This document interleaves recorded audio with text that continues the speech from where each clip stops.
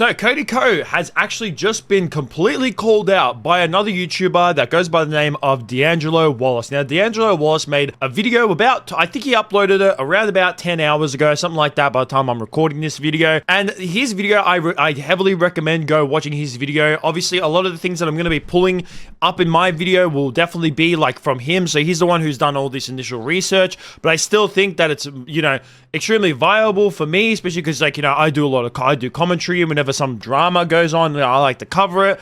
And even though I'm a small channel, I still feel like it's a good thing to, like, help reiterate, because what Cody is being accused of is extremely terrible. So if you don't know, D'Angelo Russell made a video calling out Cody in his video, saying it was an uncomfortable conversation about Cody and the main whole entire, like, generalist and the overarching issues that are going on with Cody is that for a long period of time now, and I am really surprised when, like, I watched this video. Like, I've watched it twice now just so I could get the information, like, properly in my brain about, like, you know, what actually happened, how long it's been going on for. But the fact that, like, you know, for a long period of time now, Tana Mojo, who is, and this is one of the reasons why D'Angelo mentions it in his video as well, and I 100% agree with him, is that one of the reasons why this situation has not been taken serious for a long period of time is because Tana Mojo is someone who's not very much of a liked YouTuber. People don't really like her all that much, especially because she's been in, like, a couple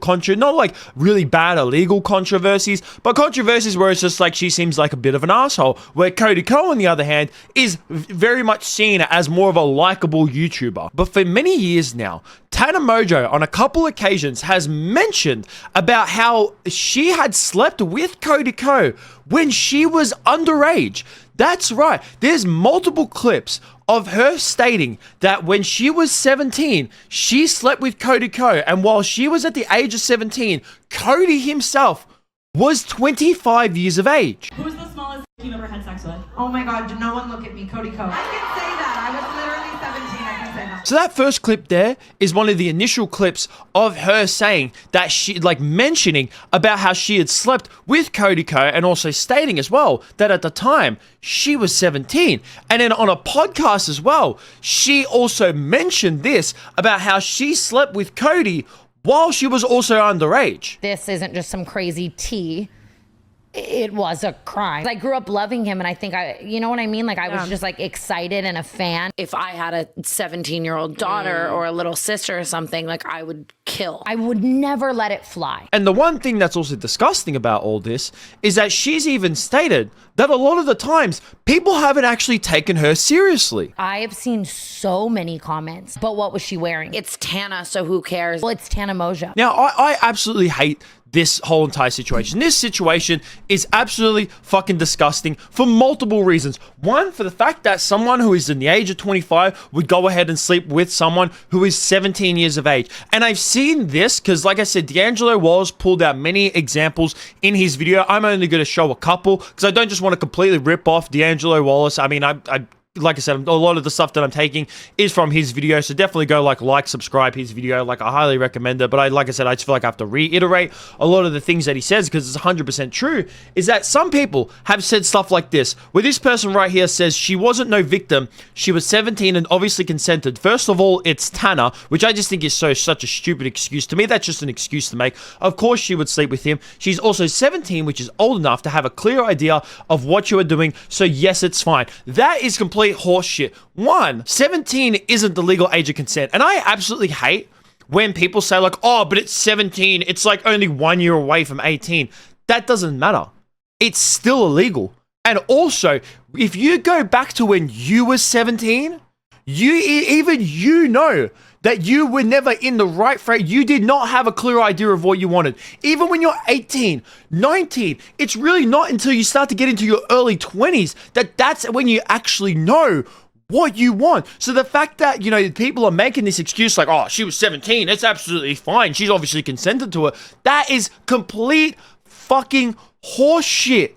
That is horse shit. It's stupid. And the fact that people, like, were blasting this off the whole entire time, just completely not giving a fuck about it and just pushing it to the side. Like, this people's here saying that, like, oh, you actually believe someone like this?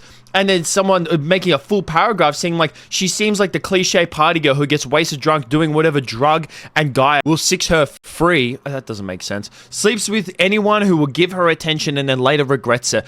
That's, to me, like making assumptions about someone like this, especially when it's a serious accusations, to me is terrible. Completely fucking terrible. And obviously, like when it comes to all this, when someone like says something, you have to think like, is this whole entire situation true? And at first, it's okay to go like, we have to take this seriously, but at the same time, we have to think, is this situation actually true? Well, there is a couple reasons why this situation seems like it's 100% true. One, she has mentioned this story more than once, and every single time she has told the story, she has talked about it in the same way. If someone is lying about a situation and they're doing something just for like the attention, you will notice that whenever they're telling that story, every single time they tell that story, there's a couple things that come out of line and aren't actually the same, and then you try and put two to two together and they actually don't fit. That's when you kind of step back and you go, this story might not seem true. But every single time Tana Mongeau has talked about this situation, every single time she has talked about it in the exact same frame. Not only that, Gabby Hanna, who Tana Mongeau also mentioned, was at that party when Cody slept with Tana, talked about it years ago. And for some reason, even D'Angelo Wallace mentions in his video as well, is that the clip of Gabby Hanna mentioning Cody, not directly, but does mention this situation without using names, but it's obviously that she's talking about it because it sounds exactly the same as the situation that was going on with Cody and Tana at that exact moment. And also Tana mentioned Gabby as well, that she was previous, that, Gabby was the one who warned Cody that Tana was underage. Is that situation, Gabby explains it the exact same way. There was a situation with Gabby Hanna at a Playlist Live where she pulled him aside and told him like, yo, she's 17. And then we still went and hooked up. One time I told a guy, I saw him making out with a girl at a party who was underage. And I pulled him aside and I was like, hey man, you probably don't know. I know she like looks a little older. She's underage. Watch it. And he's like, oh my God, thank you for telling me. And then he heard that. So not only has Tana talked about this on multiple occasions, and every single time she's talked about it, it's the exact same. There is also a witness, an eyewitness who was there as well, who has mentioned it in the exact same way. So with all of this, to me, it just seems like this is going towards it's a true situation, and all of this happened.